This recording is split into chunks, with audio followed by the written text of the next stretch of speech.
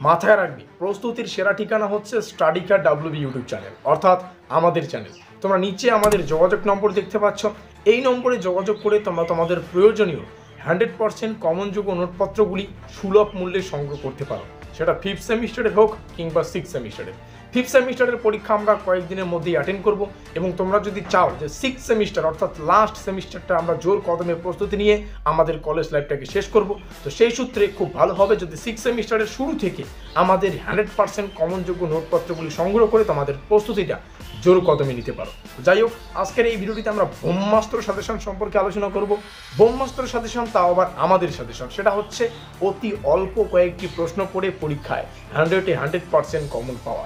আমি জাস্ট একটা কথা মাথায় রাখি, বা আমি জাস্ট একটা কথাই বুঝি, যতটুকু খিদে ততটুকুই খাওয়ার। বেশি খাওয়ার খেয়ে অযথা, মানে বেশি খাওয়ার আমাদের পাত্রে রেখে বা খাওয়ার থালিতে নিয়ে অযথা খাওয়ার নষ্ট করার কোনো মানে হয় না। সেই সূত্রে আমরাও আমাদের যতটুকু সাজেশন প্রয়োজন ততটুকুই নেব, এবং এই সেমিস্টারে অতি অল্প কয়েকটি প্রশ্ন পড়ে পরীক্ষায় মাঠ কাটিয়ে আমরা সেমিস্টারটা শেষ করব। তো চলো শুরু করছি আমাদের আজকের এই স্পেশাল ভিডিওটি। সর্বপ্রথমে আমরা আমাদের গুরুত্বপূর্ণ 15 নম্বরের প্রশ্নাবলীকে দেখে নেব।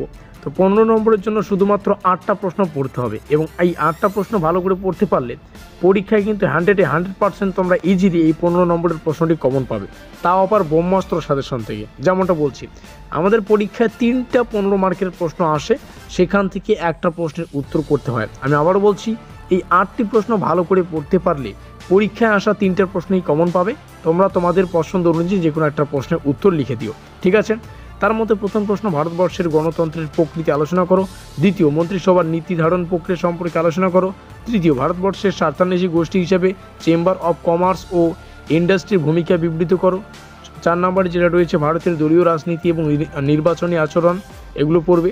যাই হোক, প্রত্যেকটা প্রশ্ন তোমাদের সামনে শেয়ার করছি, এবং 10 মার্কের জন্য শুধুমাত্র 4খানা প্রশ্ন রাখা হয়েছে। এই 4টা প্রশ্ন পড়বে, এবং 5 মার্কের কিছু প্রশ্ন রাখা আছে। 5 মার্কের তো যদি বলি যে এই কয়েকটা পড়ো, জাস্ট 4টা রয়েছে, এই 4টা পড়লেই 3খানা রয়েছে। হ্যাঁ, একটা হচ্ছে নীতি আয়োগ, একটা সেবি, একটা ট্রেড ইউনিয়ন। আমি যদি বলি সেবিটাই মোস্ট ইম্পর্টেন্ট, এখানে 3টা তোমরা দেখতে পাচ্ছ, যে কোনো দুটো পড়ো, এখান থেকে 5 মার্কের একটা প্রশ্ন কমন পাবে।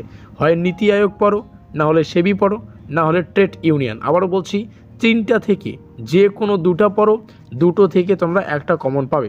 3টা পড়লেই তো হয়েই গেল। 3টা পড়লে তোমরা আশা করছি এই 3টা পড়লেই তোমরা 5 মার্কের যে প্রশ্নটা আসবে সেটা কমন পাবে। আমি জাস্ট এটা বলবো, সেবিটা গুরুত্বপূর্ণ। এবার তোমরা বোঝো তোমাদের কী করা উচিত। যারা চ্যানেলে নতুন অবশ্যই সাবস্ক্রাইব করে দিও, এবং ভিডিওটিকে শেষ পর্যন্ত দেখার জন্য সকলকে অসংখ্য ধন্যবাদ। আমাদের আজকের এই স্পেশাল ভিডিওটি এই পর্যন্তই।